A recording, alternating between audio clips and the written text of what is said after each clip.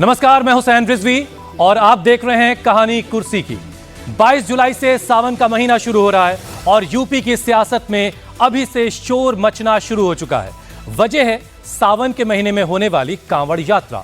2 दिन पहले मुजफ्फरनगर पुलिस ने एक फरमान जारी किया था कि कांवड़ रूट पर लगने वाली सभी खाने पीने की दुकानों पर दुकानदार अपनी पहचान उजागर करें, यानी अपना नाम, अपने यहां काम करने वालों के नाम मोटे मोटे अक्षरों में लिखें। इसको लेकर विपक्ष ने खूब हंगामा किया। आदेश को असंवैधानिक बताया गया। ओवैसी ने तो यहां तक कह दिया कि योगी हिटलर की तरह से बिहेव कर रहे हैं। लेकिन जब बात शिव भक्तों के सम्मान की हो रही है तो फिर योगी बैकफुट पर कैसे जा सकते हैं? कल सिर्फ एक जिले को लेकर यह आदेश जारी हुआ था और आज यूपी सरकार ने पूरे सूबे के लिए आदेश जारी कर दिया है, जिसमें कहा गया कि पूरे राज्य में जो कांवड़ का रूट है उस पर जितनी दुकान है वहां पर दुकानदारों को अपनी नेम प्लेट लगानी होगी। खान पान की दुकानों के सामान दुकानदारों को अपना नाम और अपनी पहचान के साथ बेचनी है। ऐसा कांवड़ यात्रियों की आस्था और यात्रा की शुचिता को बरकरार रखने के लिए किया जा रहा है। साथ ही यूपी सरकार ने चेतावनी दी है कि हलाल सर्टिफिकेशन वाले प्रोडक्ट बेचने वालों के खिलाफ भी कार्रवाई होगी। जब सीमित दिशा निर्देश होता है, कंफ्यूजन क्रिएट होता है, तो इस तरह के आज का जो दिशा निर्देश है राज्य सरकार का, उसमें क्या लिखा है कि मुसलमान अपनी पहचान करेगा और दूसरे नहीं करेंगे? कहाँ से हिंदू मुसलमान आ गया भाई? कांवड़ यात्रियों के अपनी एक शुचिता होती है, उस समय जो है वो एक परहेज करते हैं कई चीज़ों से। तो मुझे लगता है कि जो लोग इस पर कम्युनल कलर चढ़ाने की कोशिश कर रहे हैं, ना वो मुल्क के हितैषी है, ना उस मजहब के हितैषी है और ना मानवता के हितैषी। ओवैसी ने इस कांवड़ रूट को लेकर के जो फरमान जारी हुआ है उसको लेकर क्या कहा, वो भी जरा सुन लीजिए। ये जो ऑर्डर है उत्तर प्रदेश की योगी आदित्यनाथ सरकार का, ऐसा दिख रहा है कि हिटलर की रूह उनमें समा चुकी है। ये क्रिस्टल नाट मूवमेंट लग रहा है। हिटलर भी एक जूडन बॉयकॉट करते थे, इस तरह का बॉयकॉट हो रहा है उत्तर प्रदेश की सरकार की तरफ से, स्टेट की तरफ से।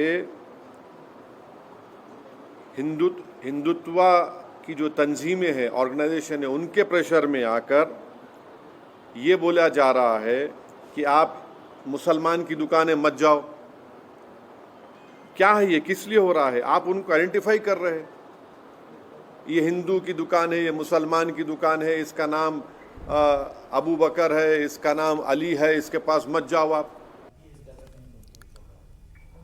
तो विपक्ष लगातार जिस मसले पर खूब हंगामा कर रहा था, उस मसले को और ज्यादा बड़ा करते हुए एक तरीके से योगी आदित्यनाथ ने अब यह फरमान पूरे उत्तर प्रदेश के लिए लागू कर दिया है। यानी जहां जहां से कांवड़ यात्रा गुजरेगी उन सभी रास्तों पर तमाम दुकानदारों को अपनी पहचान बतानी होगी। अपने मेहमानों से आपकी मुलाकात करवा देते हैं। हमारे साथ इस वक्त मौजूद हैं हर्षवर्धन त्रिपाठी साहब, हमारे साथ हैं विजय त्रिवेदी साहब, इसके अलावा अवधेश कुमार और समीर चौगांवकर साहब। आप सभी वरिष्ठ पत्रकार हैं, हम सबसे समझेंगे। सबसे पहले हर्षवर्धन जी, आप बताइए कि ये फैसला आपको कैसा लग रहा है?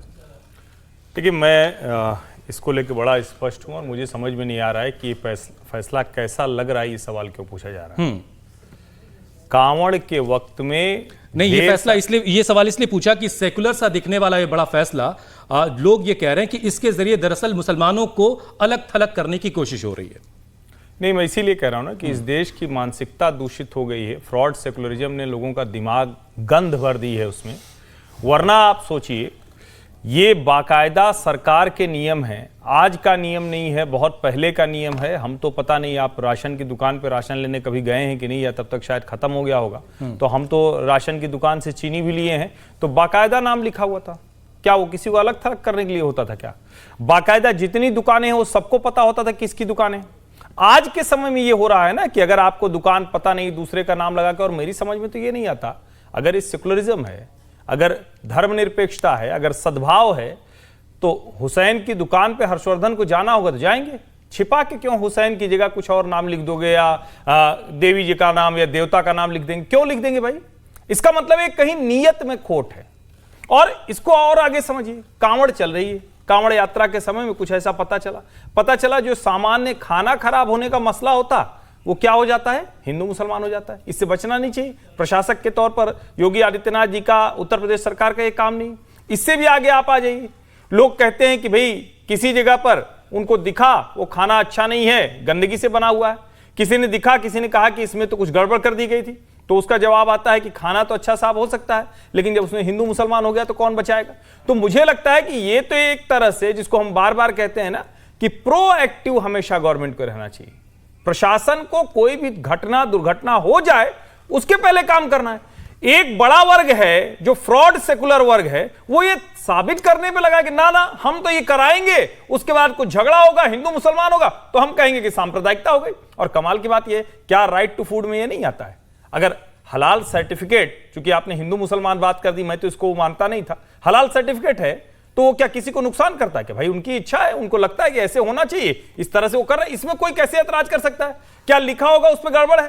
क्या कल से सारे स्टोर में वो हरा वाला, लाल वाला, तीखी मिर्ची वाला सब बंद कर देना चाहिए?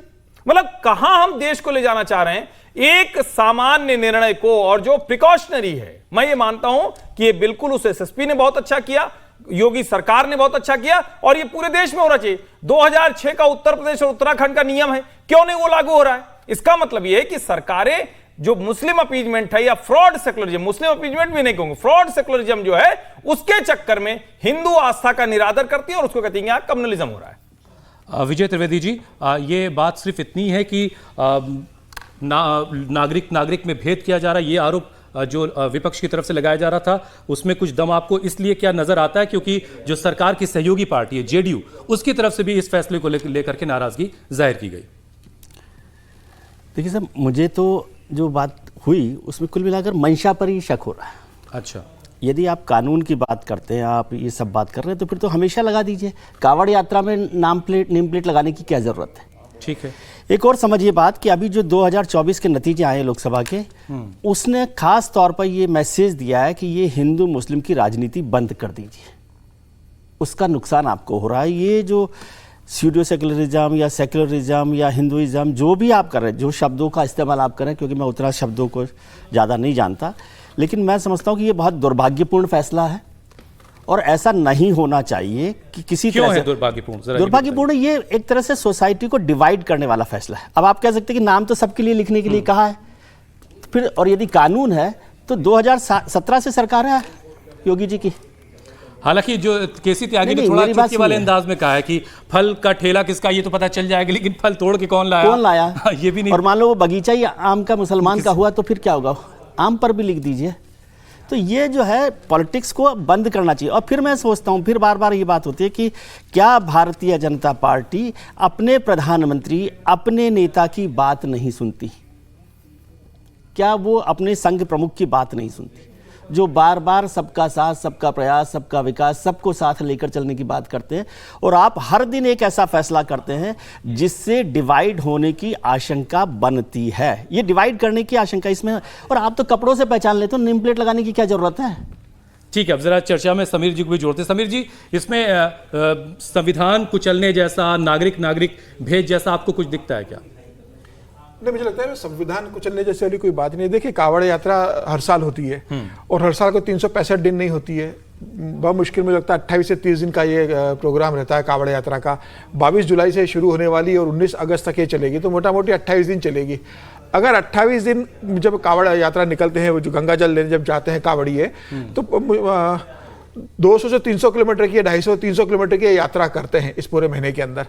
तो मुझे लग रहा है अगर उत्तर प्रदेश सरकार को लग रहा है कि ये इस समय कोई किसी तरह का उपद्रव न हो, किसी तरह का भ्रम न फैले, अगर उन्होंने एहतियात के तौर पर अगर लगाया है तो उसको उस रूप में भी देखा जा सकता है। लेकिन प्रश्न ये भी उठता है कि क्या उत्तर प्रदेश सरकार बिना इस तरह की घोषणा करे भी इस कांवड़ यात्रा को बहुत आराम से करवा सकती थी क्या, जैसे पहले भी करवाया है?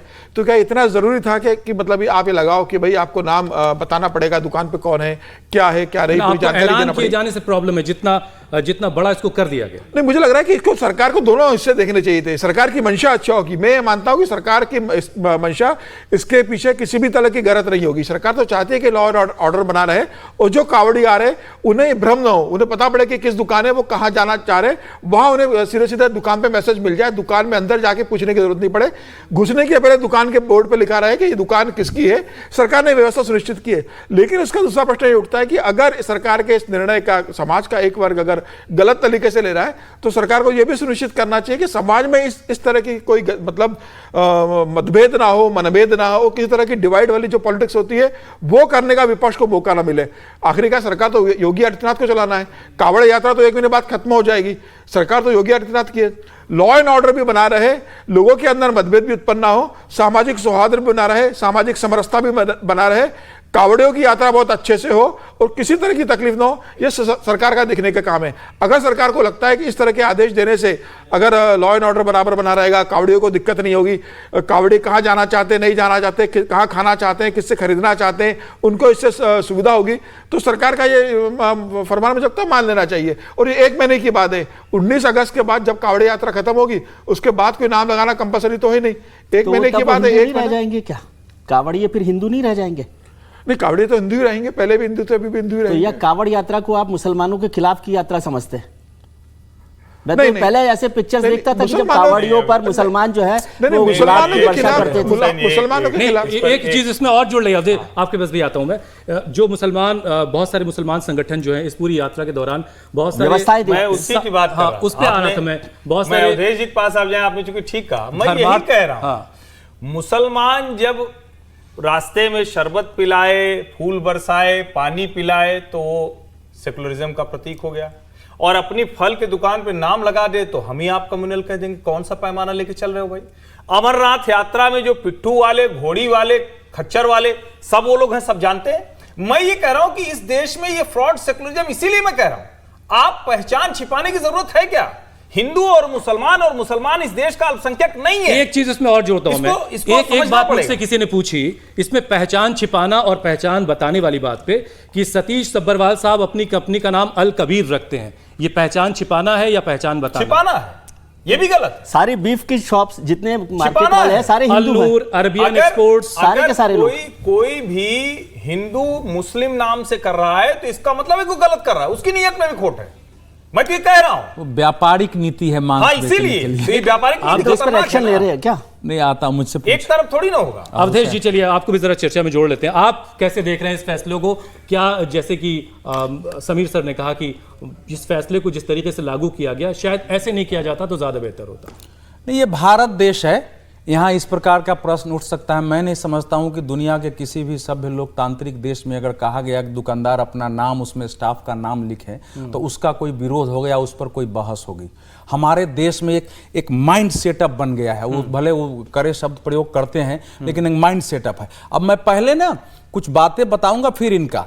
देखिए, हिंदू धर्म में जो कर्मकांड है वो ठीक वैसे ही है जैसे ऑपरेशन है किसी चीज का। ऑपरेशन थिएटर में अगर एक भी चाकू का चीरा बाएं से दाएं लग गया तो पूरा ऑपरेशन फेल होता है। उसी ढंग से हर कांड की प्रक्रिया है, या तो आप नहीं करिए तो पूरी प्रक्रिया से करिए। सावन महीना शुरू होते ही मांस खाने वाले हिंदुओं के घर में ज्यादातर में मांस बनने बंद हो जाते हैं, जो कांवर में जाएं या नहीं जाएं। जो कांवर में जाते हैं वो पहले से खाली पैर चलने की कोशिश करते हैं, पहले से ही प्याज, लहसुन, साधारण नमक, वहां सेंधा नमक का इस्तेमाल करो, ऐसे करके वो भोजन शुरू करते हैं। तो वो एक साधना की प्रक्रिया होती है। अब उसमें कुछ लोग अगर मौज मस्ती के लिए आते हैं तो उसी को हम पूरी कांवड़ यात्रा मान ले, तो वो एक उनके सामने है कि क्या जहां से हम भोजन ले रहे हैं, पानी ले रहे हैं, इसमें कांवड़ का जो लाठी है वो लेने की थोड़ी है, तो लिखा हुआ है हुसैन कांवड़ सामग्री, लोग खरीदते ही हैं, उसमें कोई समस्या नहीं है। तो इसीलिए ये जो आदेश है, अगर पिछली बार मुजफ्फरनगर में इसके कारण मारपीट हो गई, किसी ने हिंदू नाम पढ़ के खाया, कांवड़ियों ने उस पर हमला कर दिया, तुमने झूठ क्यों बोला? अगर नाम नहीं है 50 जगह ऐसी समस्या पैदा हो जाए, फिर आप क्या करेंगे? क्लियर रहना चाहिए कि हम कहां से सामान खरीद रहे हैं, आप ये कह रहे हैं। ठीक है, ये चर्चा जारी रहेगी, लेकिन एक बड़ी खबर इस वक्त आ रही है, वो जरा दर्शकों को बता दें। भारत समेत दुनिया भर में विमान सेवाएं प्रभावित हुई हैं। दुनिया भर के एयरलाइंस के सर्वर में कुछ खराबी आ गई है, कई कंपनियों के विमान उड़ान नहीं भर पा रहे हैं। तकनीकी खराबी की वजह से विमान की सेवाओं पर असर पड़ा है। माइक्रोसॉफ्ट के सर्वर में खराबी की वजह से विमान सेवाएं ठप हो गई। ये बड़ी खबर इस वक्त की, दुनिया भर में जितनी उड़ानें उड़ती हैं उन सब पर इसका असर पड़ा है। जो माइक्रोसॉफ्ट का सर्वर है जिससे सारे एयरलाइंस कनेक्ट होते हैं, जिससे सारे एटीसी कनेक्ट होते हैं, उनमें दिक्कत आई है और इस वजह से जो उड़ानें हैं वो प्रभावित हुई हैं। इस पर भी हम आपको लगातार अपडेट देते रहेंगे, लेकिन फिलहाल हम वापस लौटते हैं अपनी चर्चा पर। हर्षवर्धन जी, एक चीज और इसमें लोग कह रहे हैं कि बहुत सारे लोग जो हैं इस फैसले को इसी तरीके से देख रहे हैं कि मुसलमानों को एक अलग खांचे में रख करके देखने की कोशिश हो रही है, और बीजेपी अपनी उस जिस राजनीति के लिए जानी जाती है उस तरीके से अब पेश आ रही, चूंकि यूपी में 10 सीटों पर उपचुनाव होने हैं। देखिए, मुझे नहीं लगता कि 10 सीटों पर उपचुनाव के लिए कोई ऐसा निर्णय लिया जाएगा, और ये जो 10 सीटें हैं वो बहुत मतलब कोई बहुत अप्रत्याशित परिणाम आएगा मुझे तो नहीं लगता है। 5-5 सीटें दोनों के पास हैं और कुछ उसी के आसपास परिणाम भी रहेगा, थोड़ा बहुत इधर उधर हो जाए। लेकिन होता क्या है कि हम लोग इस तरह की कोई भी खबर, कोई भी निर्णय वो शुरुआत ही मुसलमान हिंदू से करते हैं।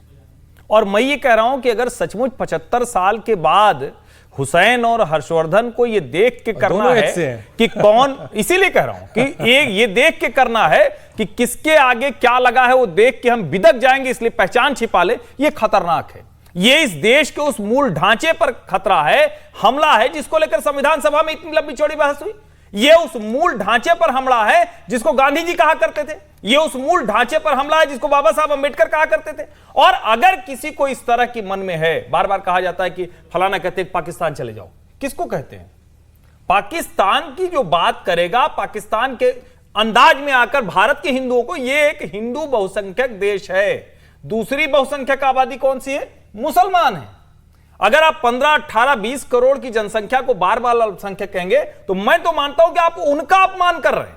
और फिर से मैं कह रहा हूं, क्या आप किसी के यहां जैसे इफ्तारी में जाते हैं तो जान के नहीं जाते? भाई जिसकी इच्छा होगी वो जाएगा, जिसकी इच्छा नहीं होगी नहीं जाएगा। हमारा कोई जानने वाला है, और जैसे मैं अपना उदाहरण हूं, मैं अगर नहीं जानता हूं तो मैं नहीं खा सकता हूं। मैं शुद्ध शाकाहारी व्यक्ति हूं, मुझे पता चल जाए कि इस तरह से तो मैं नहीं खा सकता हूं। ये मेरी अपनी right to food, right to choice नहीं होगी, right to citizenship, right to liberty नहीं होगी। कैसे संविधान के दिए अधिकार को कम्युनलाइज किया जा सकता है? मेरा सवाल ये, मैं फिर से कह रहा हूं, ये लॉ एंड ऑर्डर के लिए विजय जी, तो ये झूठा सेकुलरिज्म जो चल रहा है ये कैसे खत्म होगा भाई? नहीं, मैं झूठा सेकुलरिज्म तो अलग तरीके से चलता है, उसकी डिबेट अलग हो सकती है। लेकिन इस पर जैसे आपने बात शुरू की कि जितने बीफ के इंडस्ट्री हमारे हिंदुस्तान में चल रही है वो 90%, क्योंकि मैं 100% किसी और सब हलाल सर्टिफिकेशन के साथ हिंदुस्तान से बाहर बेच रहे हैं, और सारे के सारे हिंदू हैं बिजनेसमैन, और उनकी जो कंपनीज हैं उनके सबके नाम अल कबीर और दूसरे नाम है। मैं बहुत सारी मैं आपका नाम बता देता हूं, अल कबीर है, अरबीन एक्सपोर्टर्स हैं, अल नूर एक्सपोर्ट्स है। तो पहले तो सरकार को इन पर बैन लगाना चाहिए। अच्छा, कि भाई ये नाम क्यों गलत इस्तेमाल कर रहे हैं? वो समीर बीफ कंपनी कर दें नाम का, और उस पर वैष्णो देवी की फोटो लगाएं जिसको मान रहे हैं।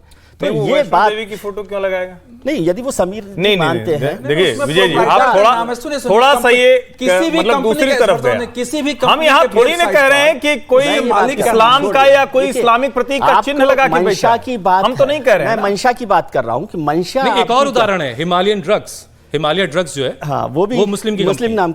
मैं ये कह रहा हूँ कि मंशा पर सवाल यहाँ पर क्या हो रहा है? मंशा पर, मंशा की बात है। क्योंकि यदि आप कानून की बात करेंगे तो फिर तो ये सारी समय ही चलना चाहिए ना। कावड़ में क्यों चलना चाहिए?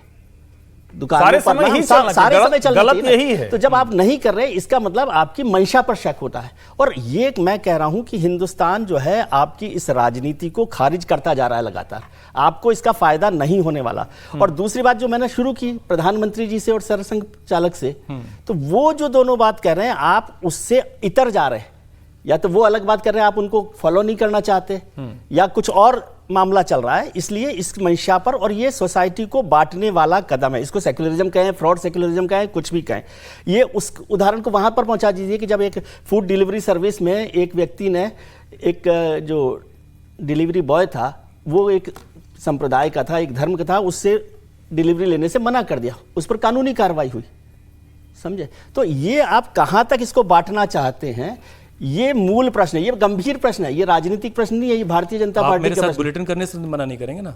नहीं, मैं तो वहां पर जाने से भी मना नहीं कर रहा, लेकिन ये सवाल ये होगा, फिर किसी दिन हो जाएगा ना कि सावन में हुसैन साहब को मत बैठाइए प्रोग्राम में। अच्छा, ये भी होगा। ये भी उसी सेकुलरिज्म के ये उसी का एक्सटेंशन है। जब हम कहते हैं ना इस तरह की डिबेट में ले जाना चाहते हैं तो असली मुश्किल यही है। आप सामान्य चीज को, और फिर मैं कह रहा हूं बीफ वाली कंपनी अगर उसके मालिक का नाम छिपा हुआ तो सामने लाइए ना भाई, कौन मना कर रहा है? वो तो सरकार को पता है। मैं सरकार की बात तो कर ही रहा हूं, मैं तो सामान्य लोगों की बात कर रहा हूं। और मैं कह रहा हूं कि इसको आप इस तरह से कहना कि कल को किसी के साथ कोई बैठेगा नहीं। मैंने तो आपको उदाहरण बताया ना, अमरनाथ यात्रा से लेकर वैष्णो देवी यात्रा तक इसका सब मतलब जहां आप अपनी मुसलमान क्या सुविधा तो से मना कर चलते हैं देता। ना कि कावड़ यात्रा के जो कावड़ का सामान है वो मुसलमान बना रहा है, उसको आप चला सकते हो। ठीक है। आपका जो सेट है भाई मैं mindset कह रहा हूं उसमें मैं फर्क व्रत है। तप मतलब जहां से नियम में फायदा होगा वहां हूं, उसको जहां फायदा मैं उठाएंगे मैं ना। व्रत नियम में हूं, मैं तय करूंगा ना कि मैं कहां खाऊंगा नहीं खाऊंगा, दूसरा कैसे तय कर देगा? नहीं तो उसमें फिर तो ये परेशानी किसी की नहीं है। सेकुलरिज्म के चक्कर में हम अपना जो श्रद्धा है, आस्था है, वो खत्म नहीं कर तो देंगे। बहुत सारे ये मुसलमानों कैसे हो सकता ने है? रोजे के दौरान ये मांग की कि उनके इलाके से शराब की दुकानें हटा दी जाएं, तो उनकी हटाइए श्रद्धा क्या? के विपरीत है वो। मैं तो कह रहा हूं ना कि हटना अगर चाहिए। कोई ऐसा सिस्टम हो तो बहुत अच्छा है। बिल्कुल बिल्कुल बिल्कुल उस समय अगर ये है तो बिल्कुल ही करना अगर चाहिए कि इसमें- किसी मंदिर मस्जिद के बगल शराब की दुकान कतई ना हो। मैं तो कह रहा हूं किसी धार्मिक स्थल के बगल नहीं होनी ये कौन सी बात है, वो हटनी ही चाहिए, वो कम से कम उस सीजन में बंद होना चाहिए। चलिए ठीक है समीर जी, एक चीज जो इसमें ये जुड़ी कि एक बात और कही गई है कि जो हलाल सर्टिफाइड प्रोडक्ट हैं वो भी अब सूबे में पूरे बैन होंगे। तो उसमें एक सवाल कुछ लोग ये पूछ रहे थे कि भैया हलाल सर्टिफिकेशन को ही खत्म कर दीजिए, आप प्रोडक्ट बेचने वाले को क्यों उसमें उसका नुकसान कर रहे हैं? देखिए, मुझे लग रहा है जब इस तरह के निर्णय होते हैं तो उसमें कई चीज़ें जुड़ती चली जाती है। और मुझे लग रहा है कि सरकार जब निर्णय लेती है तो सरकार को यह भी देखना चाहिए कि सामाजिक समरसता के हिसाब से वो निर्णय कैसा रहने वाला है।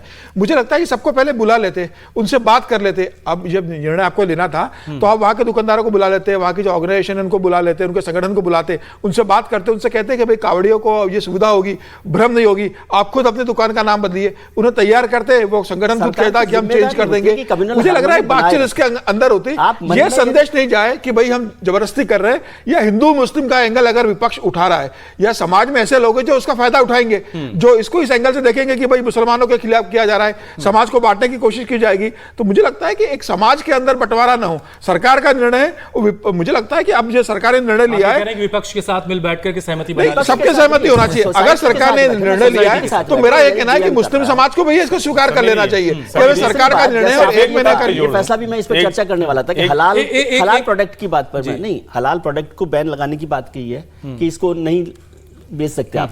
तो हलाल प्रोडक्ट से क्या परेशानी? हलाल प्रोडक्ट तो हिंदू नहीं खा रहे ना, और सावन में तो मुसलमान खाते ही नहीं, अभी अवधेश जी ने बताया। तो फिर क्यों हलाल प्रोडक्ट से परेशानी? नहीं, हलाल प्रोडक्ट आजकल देखिए, हलाल का मतलब क्या है कि सारे इसमें ऐसी कोई सामग्री नहीं है जो इस्लाम में त्याज्य माना गया है। हलाल का इतना ही अर्थ है कि इसमें उन्हीं सामग्रियों का इस्तेमाल किया गया है जो इस्लाम में मान्य, यहां तक कि उन जानवरों का मांस भी नहीं होगा जो इस्लाम में मान्य। ये है पहली बात। दूसरी बात कि हलाल सर्टिफिकेशन का कोई सरकारी कोई सरकार सिस्टम नहीं है। यह संस्थाएं एक माफिया की तरह, चाहे वो देवबंद हो, जितने नाम है, चाहे वो जिनको बंद कराया ना फिर माफिया। ना तो ये 2023 में ही लगा है, आप आज का विषय नहीं है, ये 2023 का विषय हो रहा है। डिबेट गलत दिशा में गई है ना कि ये कर दो। अरे भाई नाम लिख देना है, लिख के टांग दो कौन कौन स्टाफ है, इसमें समस्या कहां है? मुजफ्फरनगर के एसएसपी ने बाकायदा उस रास्ते में पड़ने वाले ढाबा, फल, खाना इन संचालकों से बात की, उसके बाद निर्णय लिया गया। एक फैक्ट चेकर के नाम पे एक आदमी ने ट्वीट किया, उसके बाद ये पोस्ट भड़की और ये तय करके फिर वहां से वीडियो आए, अलग अलग तरीके की बातें आने लगी और उसके बाद ये सारा विवाद खड़ा हुआ है।